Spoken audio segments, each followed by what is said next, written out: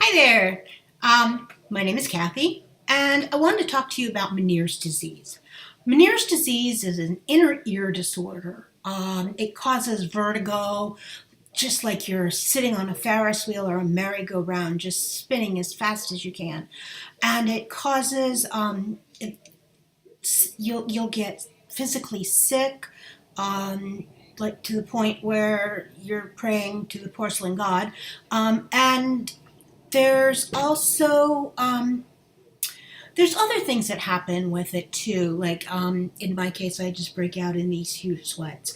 I mean, by the time I'm done, my clothes are soaked. Um, I get violent. I get ill sometimes. I can't walk a straight line anymore. It's a pretty horrid thing. I was diagnosed about a year ago, maybe a little less, or maybe a little more. I don't know. Anyway, I had this massive dizzy spell where at first they thought I had a TIA, a mini stroke. And I went to my doctor and I went to my neurologist because I already had one because I've had neck surgery, but that's a different story for a different day. Anyway, the doctor sent me to the cardiologist when it was after I saw the neurologist and they did the MRI and there was nothing wrong in there. I have a functioning brain according to them. Ask my husband, maybe not. So then I went to the cardiologist and my doctor. The first one I went to, I didn't even see him. It was horrid. I told my doctor, she's like, wait a minute, you didn't even see him? I said, no, he had some sort of family emergency. So I saw the physician's assistant, and that was it. And so after that, she said, no, no, no, no, no. I want you to see a certain one there. So I had to wait another couple months to get my appointment and go through all the testing. And, the heart is okay. There's a little leak somewhere, but, there's no problem with my heart. So we were able to rule out heart stuff. So then, back to the neurologist, back to the doctor. The neurologist did a test on my ears just with his hands. And my hearing in my no, that's my right ear. The hearing in my right ear is less than the hearing in my left ear. And he noticed that. And he said, I want you to go to an ENT. He says, and he gave me the name of the place he wanted to go. And I said, well, that's good because there are preferred providers now. So I made the appointment and I saw the ANP, and she was really great. She, kind of looked at everything that we had done so far, and she said, I want to get a hearing test on you. Excuse the noise from the dog. Sorry, I think my husband may be home now. Anyway, so I went and I had my hearing tested, and it showed sensory hearing loss. There's a big technical term for it. Anyway, the hearing in my right ear is deteriorated. So they said, oh, you need to see so and so, and so then I had an appointment made with my ENT, Dr. Lorenz, who I have to tell you, this man is phenomenal. He is so good and so thorough and so just trying to get answers. So anyway, he started doing some stuff and doing some tests, and we went back and forth. And finally he said, you have Meniere's disease and you have it in the one ear. He says, now there is a chance that it will go to your other ear. He said, but right now we're not going to worry about that. We're going to worry about treating the first ear. And we started going through the series of tests and all kinds of other stuff. I had oral steroids. I had steroids injected into my ear, and let me tell you, that is not a comfortable thing. Um, that wasn't working. I was still getting the spins, and I was still getting just not able to walk.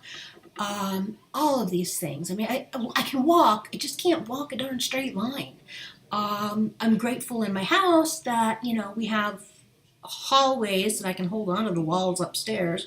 Downstairs, there's enough stuff I can grab on my way to where I'm going so that I don't fall down. But anyway, so we do this. He does another hearing test, and my hearing has deteriorated again. So then we after a couple times of steroids in the ear, we decided, okay, let's do the surgery for the shunt. So they put in a shunt in the endolymphatic sac in your ear. They cut you behind the ear, and then they take like a Dremel tool and drill the bone out so they can get in there and see. And the bone grows back, so it's not like I have this soft spot in the back behind my head. The bone does grow back. But anyway, they went and they did this, and while it was a wonderful thing, it did help somewhat with the vertigo. The pressure in my ear has not dissipated since this surgery. Now, today is October 19th. I had this surgery on April 22nd. So we're talking 6 months. And we've been dealing with this, and I email his office probably once a week, just checking in, letting him know what's going on, blah, blah, blah. So we went in again because, I forget what happened. Oh, we went in, it was like a regular appointment, and he wanted to do a hearing test, so we did that beforehand. And lo and behold, my right ear started showing signs of this disease. The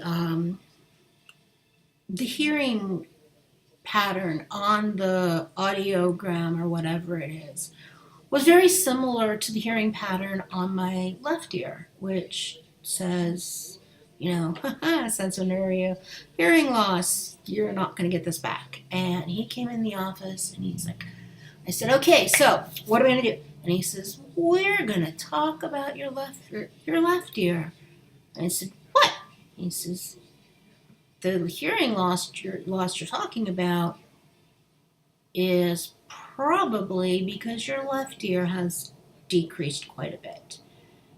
And then he started apologizing.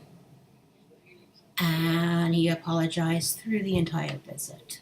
He just felt so bad that this is in both ears. And I'm just like, okay, what are we going to do? Because we were at the point where we were going to go in and do the surgery that destroys the inner ear on my left side, and then that would help bring my balance back.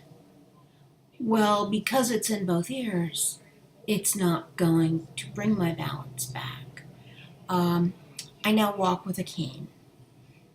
I've cut salt out of my diet. My husband, bless his soul, has learned to not use as much salt when he cooks, and he's a phenomenal cook. Oh my goodness. Anyway, so sorry about that. Phone rang. It was the darling husband. Today is his birthday. Mine is tomorrow. I don't know how that happened, but it did. And so we just do one big celebration, but we're not doing it today. We're going to do it tomorrow. Anyway, so I couldn't have this surgery now because of the other ear. So he has referred me to Dr. Beal for a special test. It's called an ECOG test, ECOG. And it tests the pressure in each ear. So tomorrow, on my birthday, yay, I get to go have this test where they're going to put electrodes in my ear and all over my face. and test the pressure in each ear. Um, I don't know if I'm looking forward to that or not. I'm really excited because I'll see the results, and it hopefully will answer some more questions, but it may give us more questions. Which, okay, fine, that's been the story of my life. Question, question, question. Ignore the dog on the floor. She's just jealous that she's not being recorded. Anyway, um, so yeah, this is what's going on. And I thought, like I said, I would start this vlog and kind of be there to help those who have this nasty, horrid disease. Just let them know what I'm going through. Let any of my friends who want to check up and see how I'm doing or anything like that. I thought I'd do this just for that. So yeah, this is my first entry. I'll